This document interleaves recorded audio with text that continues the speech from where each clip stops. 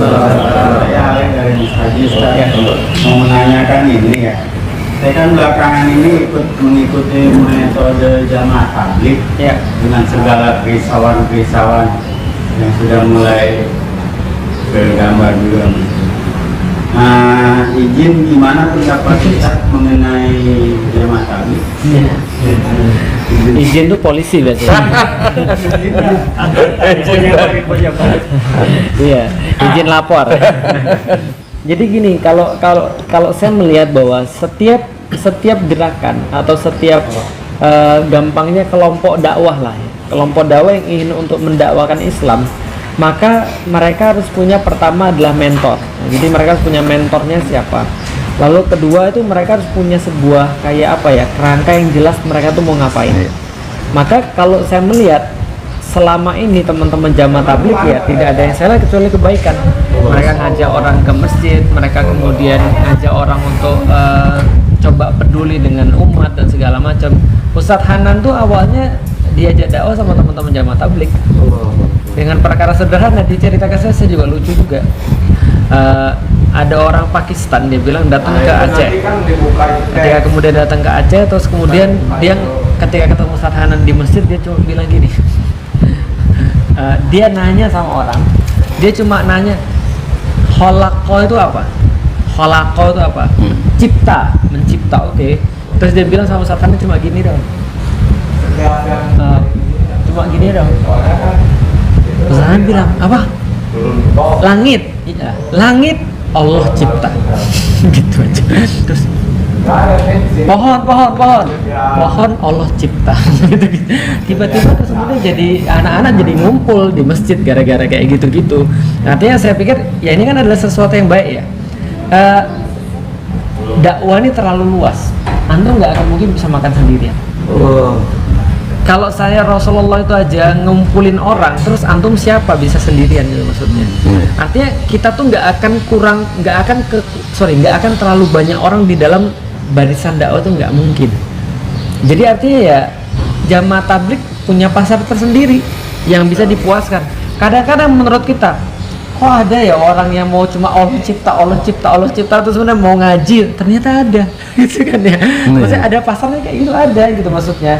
Ada itu kan tapi cuma di masjid doang Ustaz dan segala macam. Ya ternyata ada orang kayak gitu. Loh, sekarang ternyata coba lihat, orang sekarang banyak mental illness.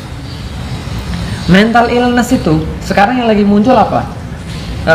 Mindful healing, gitu kan ya, self healing dan segala macam. Ujungnya suruh apa? Cuma suruh antum untuk tenang, cuma suruh antum untuk kemudian jangan mikir terlalu banyak, cuma mikir bahwa sesungguhnya ada yang lebih kuat daripada antum. Udah berhenti dulu sebentar, lihat lagi, hitung lagi kehidupan. Bukan kayak itu yang dilakukan oleh jamaah tabligh ketika pergi ke masjid. Makanya banyak orang yang kemudian datang di situ ya mereka dapat pengalaman yang lain. Nah demikian pula dengan kelompok-kelompok yang lain ya. Selama dia ngajak ke Allah, kenapa kita tidak bareng gitu aja. Karena yang saya lihat ya, saya sama Ustadz Marmita tuh sampai merumuskan satu kata-kata yang memang kita selalu ulang-ulang. Dalam Islam itu, kalau antum sudah berjamaah, sudah bareng, antum berbuat sesuatu kurang tepat, itu berpahala.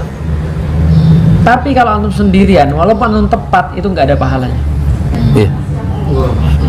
Makanya dalam suratul Fatihah semuanya kami meminta tolong, kami beribadah, tunjukin kami, gitu kan ya. Semua kami. Kenapa? Karena nggak ada individualisme di dalam Islam gitu sebenarnya. Allahu Akbar. Jadi gitu. Iya, terima kasih Ustaz. Jadi saling menguatkan karena semua orang punya kelemahan, semua orang punya kelebihan. Makanya Allah katakan kan di dalam Al-Qur'an wa'tasimu bihablillahi jami'an wa la tafarraqu. Jangan berpecah belah. Berarti ada kondisi di mana mereka tuh sudah berbeda tapi diikat dengan satu tali. Nah, dan kita nggak bisa menafikan perbedaan. Jadi gini, sapu lidi itu lidinya ada banyak, cuma diikat. Bukan lidinya cuma satu tapi besar. Itu namanya bambu. Paham gak sih maksudnya? Nah, jadi kekuatan nyapu itu karena ada sapu lidi, bukan bambu, itu maksudnya gitu. Nah, artinya kalau kita bicara tentang persatuan itu, ya persatuan itu memang hanya karena ada berbeda-beda. Dalilnya apa? Allah katakan wal takum minkum ummatun yad'una ilal khair wa ya'muruna bil ma'ruf wa yanhauna 'anil munkar wa ulaika humul muflihun. Dan haruslah ada di antara kaum muslimin kelompok yang menyeru pada Allah, amar ma'ruf nahi munkar. Semua itulah kelompok-kelompok yang beruntung. Berarti kelompoknya satu atau banyak? Nah, maka ulaika hum itu mengacu pada ummatu yad'una ilal khair tadi. Berarti kelompoknya banyak, bukan satu. Contoh dalam kenyataan ada Aus, ada Khosroj, ada apa namanya Ansor, ada Muhajirin, dan mereka nggak jadi satu. Mulai dari sekarang kita jadi satu. Apa namanya? Bagaimana kalau Ansor Muhajirin? Atau gimana kalau kita namanya Sormuh, Sorin, Ansor Muhajirin? Enggak juga. Kita di mix aja, enggak di Ansor Muhajirin. Mereka punya karakteristik tersendiri dan Allah panggil Ansor sini, Muhajirin sini, gitu. Jadi enggak disatuin gitu kan ya. Kecuali kalau suruh sholat, ya ayyuhal mu'minun, ayo sini sholat. Tapi kalau Allah lagi perlu Ansor, siapa yang mau ngasih duit gitu kan ya.